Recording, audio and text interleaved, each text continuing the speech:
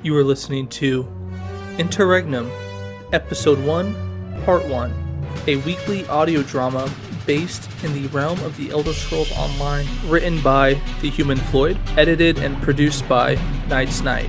Headphones are recommended for the full experience.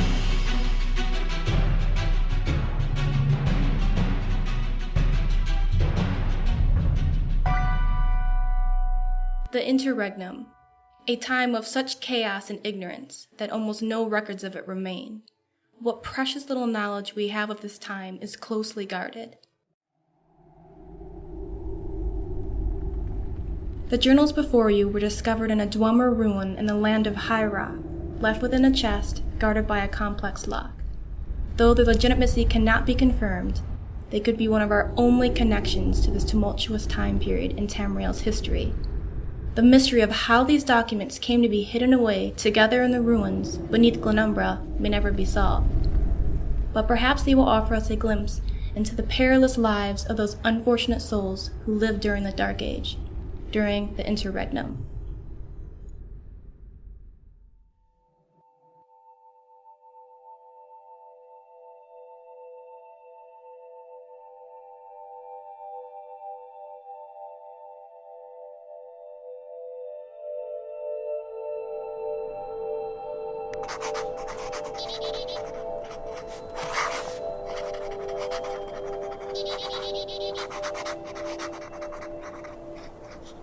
Ninth of Frostfall, Second Era, 582. My name is Flonius Oaken-Hull, and today is my birthday. I was born on the 9th of Frostfall, Second Era, 555, under the sign of the Shadow. My father is a Colovian, a descendant of the Nords of Skyrim. He moved to the Imperial City when he was just a boy. There he met my mother, a young girl raised by Reachmen, whose savage people have conquered Cyrodiil early in the 6th century. My father essentially bought her from her cruel, backwards parents and married her. Years ago, when Varen Aquilarius retook Cyrodiil and ended the Longhouse dynasty, we thought we would have peace. But here I am, sitting on the frozen ground as I scribble in this journal, a conscript of the Imperial Army. Foreign invaders from every country on Tamriel close in on us. Dissidents from within our own homeland raise their arms against their brothers and sisters. And I don't even know if I'm fighting on the right side.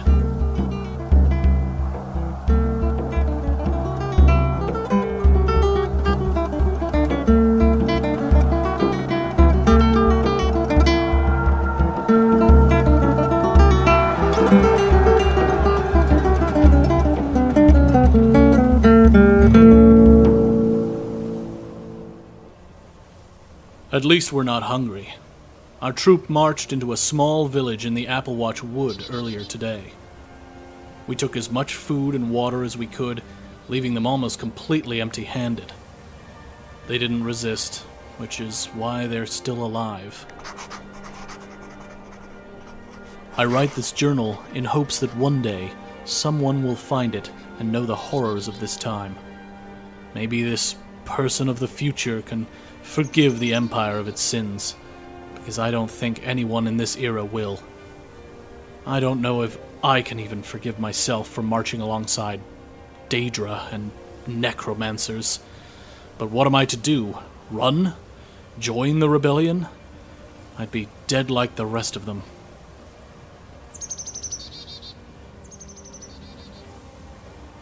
When I was a teenager, I wanted nothing more than to join the Noble Fighters Guild. The thought of rescuing helpless maidens and slaying goblins drew me to spend many hours at the local chapter, watching and learning. Occasionally, the fighters would even let me join in their sparring. But when the Soul Burst happened, and Manimarco came to take control of the Empire, so many guilds fled from Cyrodiil, including the fighters. If I wasn't bound to my duty to the Legion, perhaps I could go to one of the lands of the Three Banners and join the Fighters Guild there.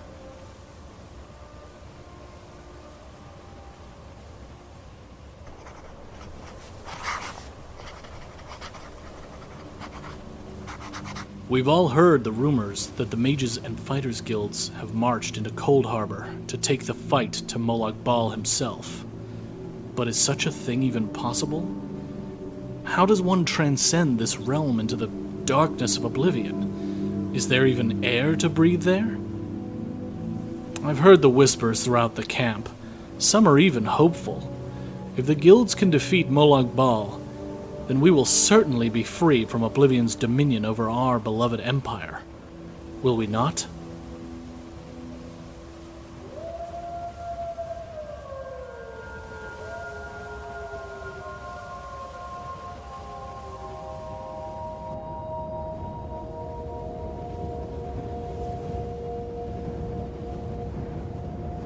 Tenth of Frostfall, Second Era, 582.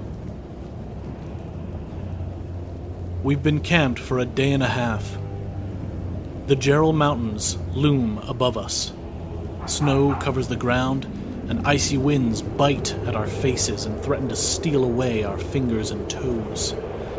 But the guest who has entered our camp chills my bones far more than any cold breath from Kinnereth.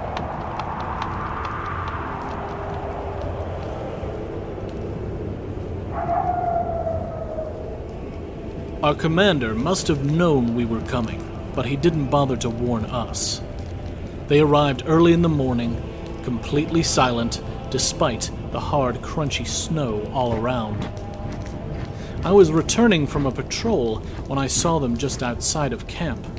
I drew my blade, opening my mouth to yell out a warning. Then I saw their red banner, a black skull with two skeletal hands. The Cult of the Worm, our dreaded allies. There were a dozen of them, covered in thick black robes that must have kept the cold out better than our steel armor. They were led by two figures, one robed and hooded like the rest, the other a reachman, nearly naked but for his primitive leathers. Funny how our Emperor fought so hard to remove the reachmen from Cyrodiil, only to have them return after his death just a few years later. The bare-chested savage had long brown dreadlocks and skin as pale as the white snow. He strode confidently forward to the red command tent where our commander greeted him. I walked through the trees to get a better look. Others shrank away from the cultists. My lord Cealar, this must be your apprentice. The reachman growled. Literally growled like a dog. Zenoch is my apprentice's name, Commander Pedius. This Lord Cealar was obviously an Imperial, and probably Nibonese. Zenoch will lead your loyal men to rendezvous with a legion at Bruma. From there you will fall under the command of Legionnaire Bellamont. We will be striking at Fort Dragonclaw to take it back from the Daggerfall Covenant. You and your men will do as Zenoch bids until then. Yes, my lord, as you wish. No, as Molag Bal wishes. With that, Cealar turned and left, followed closely by his cadre of robed cultists.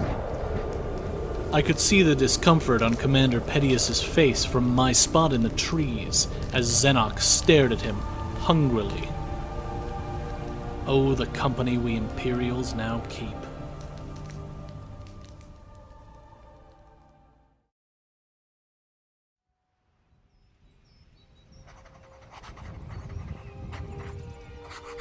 Fifteenth of Frostfall, Second Era, 582. My fingers are nearly frozen. Writing this seems pointless if I am to die, but at least some adventurer who finds it will know my story. Perhaps by the love of Dibella, you will even find it in your heart to bring it to my parents. They live in Cheydinhall now, having fled the Imperial City when the three alliances invaded. My father's name is Luther Oaken-Hull, although some call him Lodvar, a Nord name given to him as a young man, since he looks so much like our ancestors from Skyrim. He often jokes that Nord blood is too strong to be diluted. Funny then that I should freeze to death if Nords are said to be more tolerant of the cold.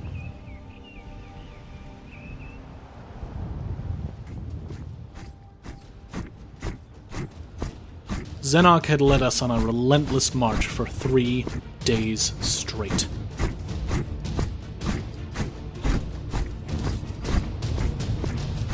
I'd become more certain than ever that he was some kind of unnatural horror. He never slept, never stopped to rest, and expected the same of us. If not for the insistence of Commander Pedius, I think he would have marched us until we died. Accursed Reachman.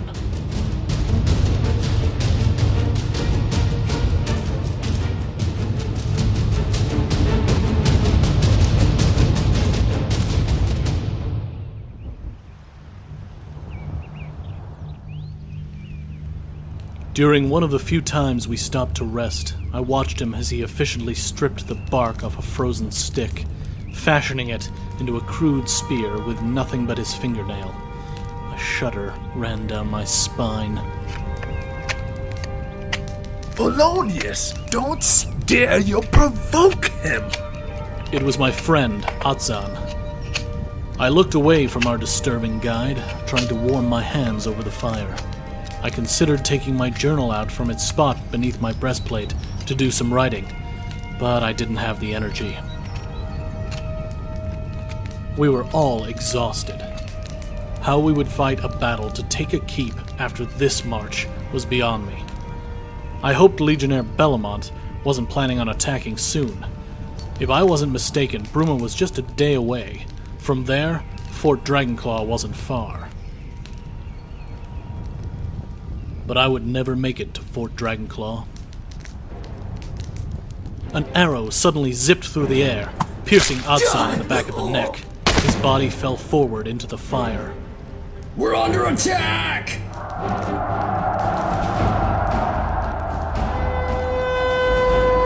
I grabbed my sword and stood, searching the woods for any sign of our attackers. A spike of ice flew through the air right by me, embedding in the tree. I picked up my shield, not bothering to find my helmet as I charged in the direction of the magical projectile. There, between the trees, I saw the enemy. A mage, obviously, wearing long red robes and heavy steel gauntlets. Her hood was up, but I could see her red eyes gleaming upon dark skin. Dunmer. We were under attack by the Ebonheart Pact.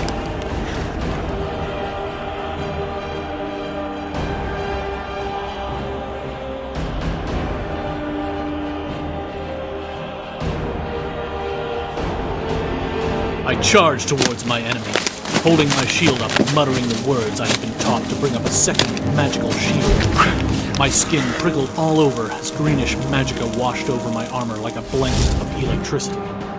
My ward would not hold long against this Dunmer mage, but it was better than relying purely on armor.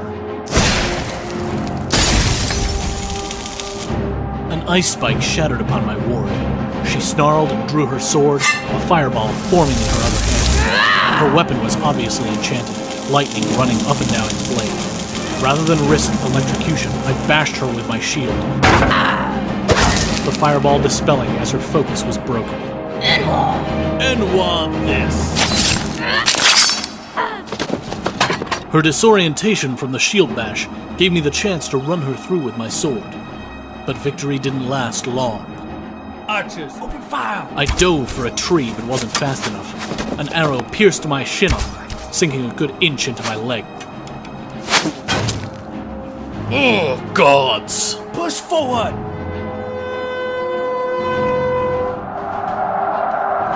My ability to escape was severely limited. All around me, my brothers and sisters in arms fell to the Pact forces. The enemy was approaching the bush I had dove into, fighting off the 5 or 6 Legion soldiers who remained in the area. I had to help them. Near me, the body of the Dunmer mage lay. I reached for her enchanted sword, only to have my hand nearly sliced off by the myrrh I thought to be dead. Imperial sweat. Your invisible gods won't help you now. She was dying and weak. I struggled to my feet, leaning against the tree as my shin burned with pain. The Dunmer mage shot another fireball at me, this one small and weak. It hit my chest armor, singeing my beard. I threw my body down, diving my sword into her chest yet again as I landed on top of her, Her convulsing beneath me was of no comfort. Your gods don't seem very inclined to help you either. There, he's in the bushes! My comrades bled into the snow, their bodies all limp. The pain in my shin seemed to grow distant as I realized I needed to escape if I wanted to live. But then... Hearing the Pact soldiers' cries, I looked around the tree to see what was happening. Zenoch, the Reachman, stood over one of their bodies. His shoulders were hunched, long dreadlocks hanging over his pale, tattooed frame. He was perfectly still, not even breathing heavily, though the blood of the Pact soldier covered his hands. Those still living hesitated, costing them their lives. It happened almost too quickly for me to see. Zenoch leapt into the air, body like an animal's, as he knocked one of the Argonians to the ground and ripped out its throat with a slash of his fingernails. Not waiting to see what happened next, I took my chance and ran. There were more Pact out there, and my entire troop was dead. I wasn't thinking. I wasn't going anywhere. I just ran and kept running.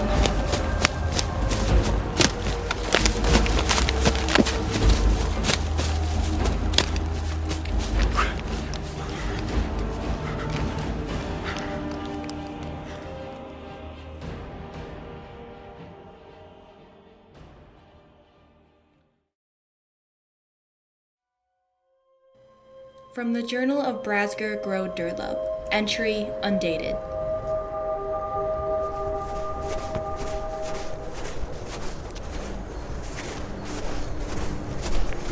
Snow, wind, cold. A blind message would tell you that this is the essence of winter, nothing more. Those without heart to see beyond the obvious would have you believe that it is but a season. Their arrogance is so often what gets them killed. I know winter for what it really is. A pack of white wolves, stalking every living thing as their shed fur covers the ground. The whole world is their hunting ground. They bite not with teeth, but ice. They howl together as the brutal winds beat at your hovel and chill your bones. The winter wolves have long hunted in the lands of my people, the Orsimer, but we do not hate them for it. We do not hide away and sleep until the pack leaves in spring. No. The children of Malakath hunt alongside the pack, baring our teeth to it, challenging winter to claim us as we compete for its prey. I walked through winter snow of Cyrodiil, thinking on these things as the howling winds tore through the plains. My journey has been a long one. I came through the deserts of Hammerfell to this fertile valley. Before that, I was in Hrothgor Mountains with my clan. No, not my clan. The clan I was born into, to which I no longer belong. I must remember that now. My journey leads to Skyrim, where other orc strongholds are said to exist. Perhaps the people there have not betrayed Malakath, as so many Hrothgonian orcs have. I was not exiled from my clan. I chose to leave, to find Orsimer of true steel. So many now pay heed to Moloch, a softer, cleaner version of our true leader. They think that by allying with the Bretons and the Red Guards, they will be allowed to rebuild Orsinium. Have they forgotten everything that was done to us by the Bretons? Have they forgotten how many times Orsinium has been burned to the ground by those sniveling ladymen? Not me. I will not forget the code of Malakath. I will not forget the price the Bretons owe us.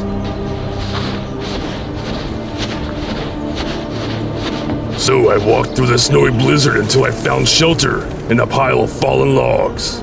That is where I sit now, writing this. I suppose some might consider me a hypocrite for learning the Breton ways of writing, but a true warrior knows how to wield every weapon. Words, I have learned, are a powerful weapon. I must keep my skills sharp. I have not spoken with anyone in many weeks. This land is a battleground, and I dare not trust any Imperial. I'm beginning to wonder how much longer until I reach Skyrim. The old faded map I have indicates there will be a mountain range, known as the Jur'Al Mountains, which divides these two nations. Perhaps those are the blade-like peaks I saw before the blizzard started. Tonight I will eat jerky and sing songs to keep myself warm. Tonight I will continue north, even if the blizzard hasn't died down yet. Skyrim's winters are said to be the harshest on Tamriel. I welcome the challenge. Next entry. It has been several days since I last wrote. I did not know what else to add, but something interesting has happened.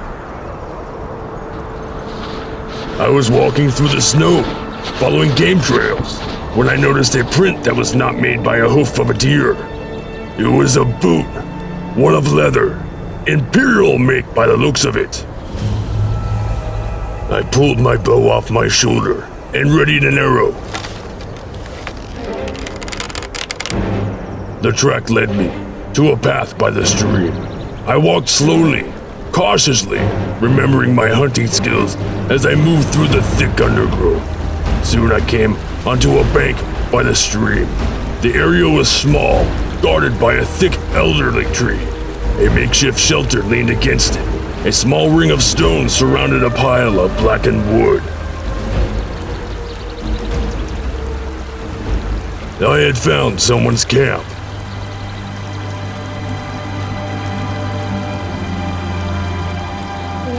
Well, what can I do for you?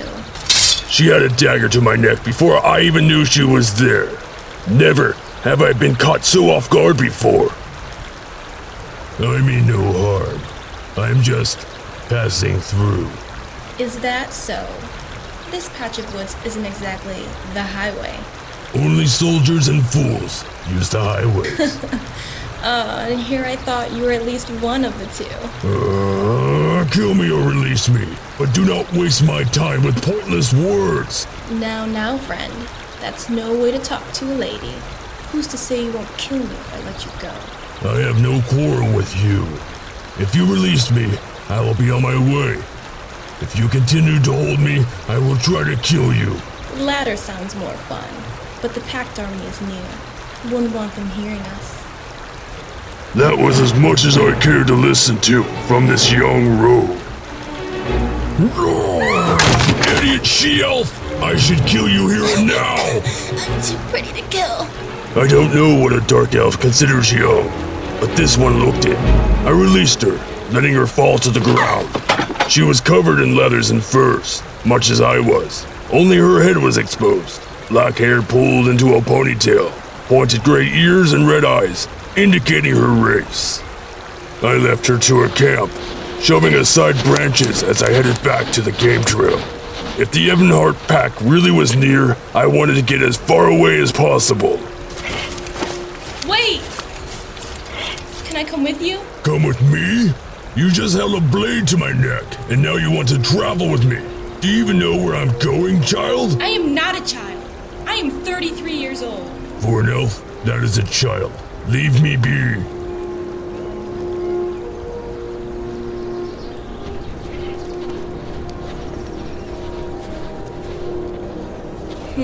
Well, I can pay you. Pay me for what? Protection, of course. You can escort me to somewhere safer. And where do you imagine that would be? Well, where are you going? Skyrim. Skyrim? Ugh, why would you want to go there? It's full of backwater racists and drunken woodcutters. If that is what you think, then you should not travel with me. I will not go to Morrowind. I wouldn't want to go to Morrowind either. I'd be considered an outlander there as much as you would. Maybe somewhere nice like High Rock? I am going to Skyrim alone.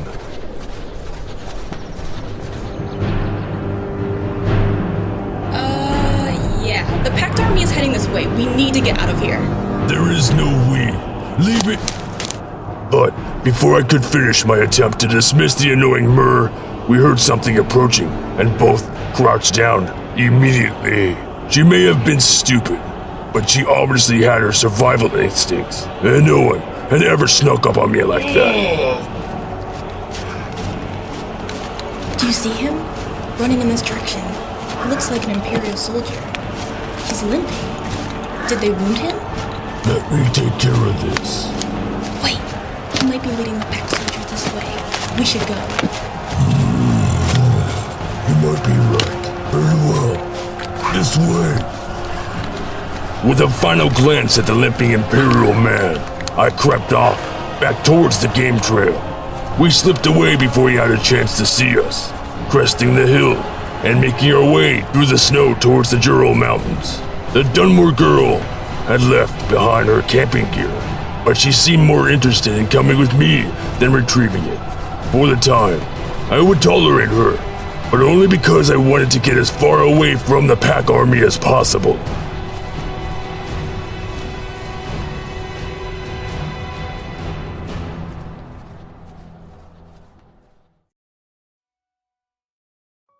From the Journal of Dar'Mokir.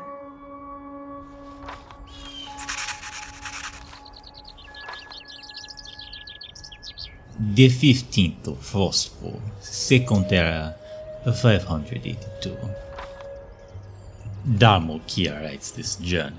He wishes to be found by his many admirers after he has died, so that they may know the truth about their hero.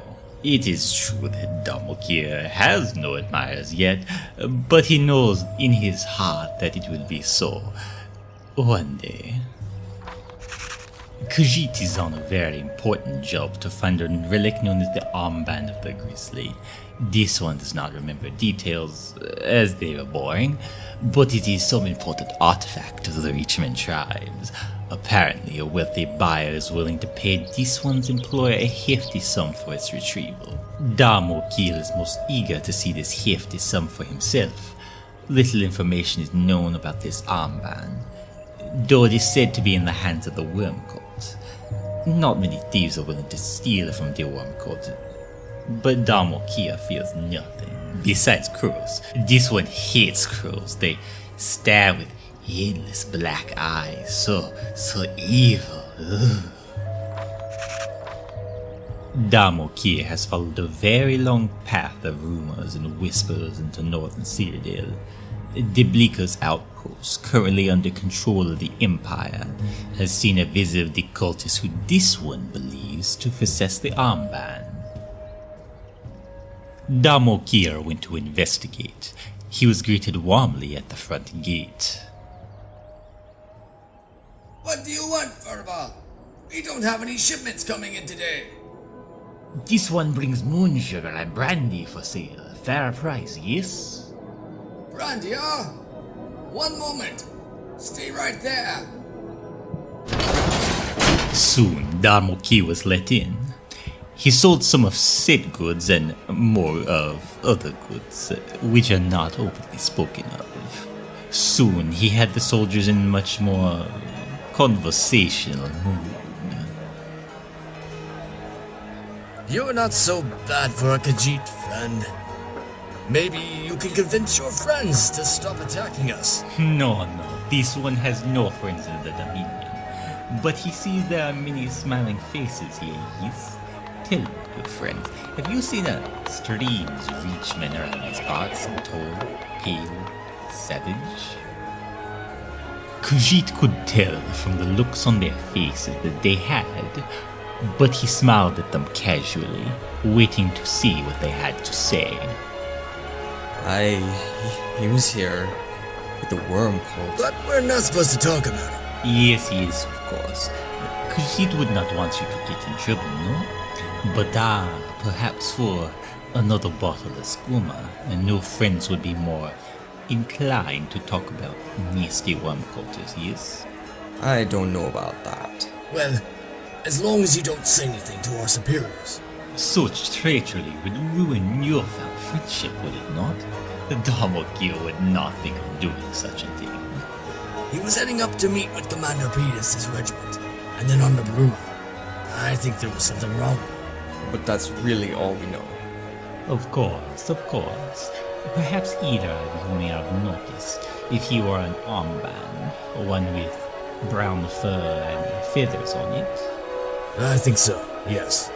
Thank you for the refreshments, friend. We should be getting back to our posts.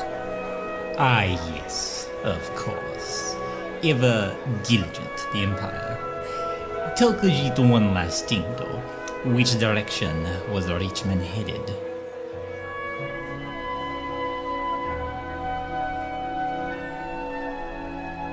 It is very wise of Khajiit to pose as skooma salesman, no? Foolish people will tell drug dealer anything. And so Dar'Mokir continued his hunt for this mysterious armband.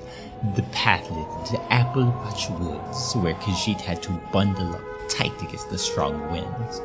He followed the trail of the Reachman, who seemed to have a dozen more people with him. After nearly a day, the prince was suddenly merged back with those of the regiment the two soldiers had spoken of.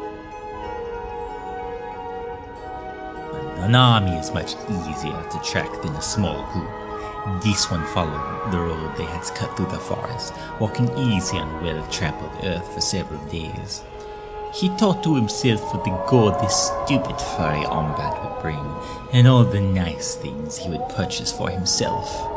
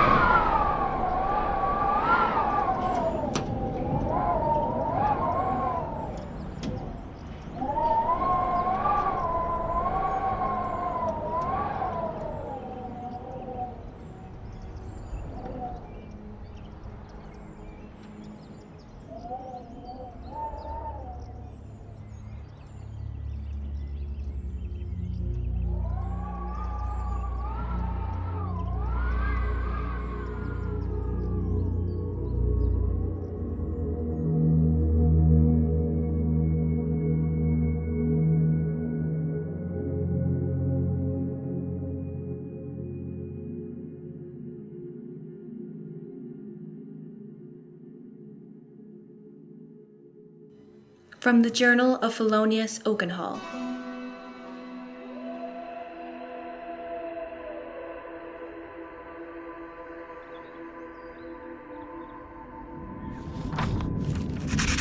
"16th of Frostfall, Second Era, 582.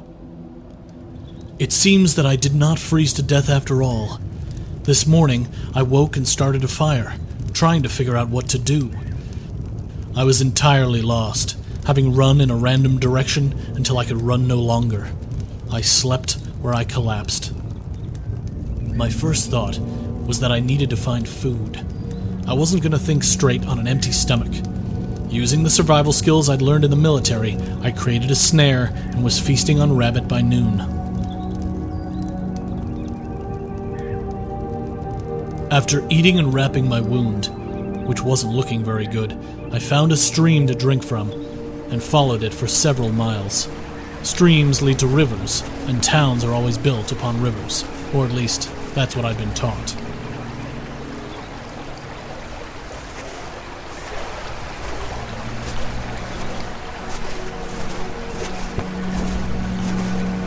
The walk was arduous, my legs seeming refreshed with new pain each time I stepped down. I knew I had to get to an Imperial camp or a town. If the enemy found me like this, I was done for. I hesitated, unsure of what to do. Praying to Akatosh for strength, I limped as quickly as I could in the direction of the screams.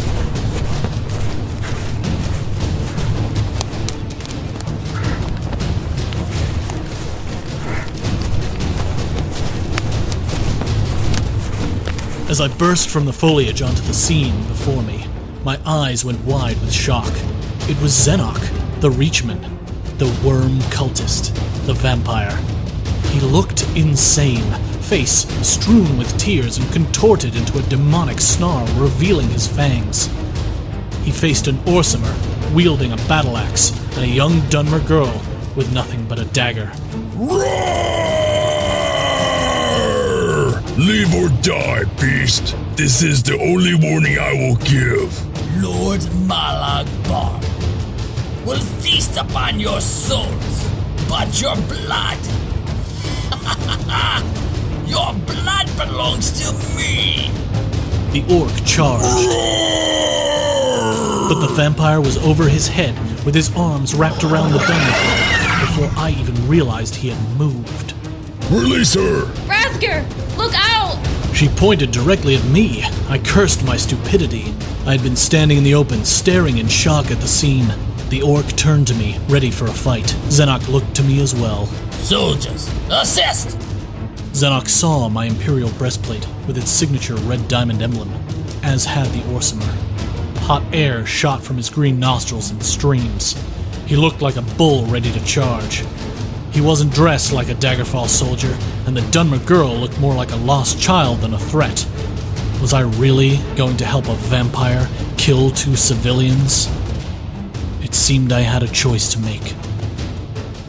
Will Flonius Oaken-Hull remain loyal to the Empire and follow the orders of the monster Zenoch of the Reach? Or will he betray his people and aid 2 strangers he's never met? Find out next time on Interregnum.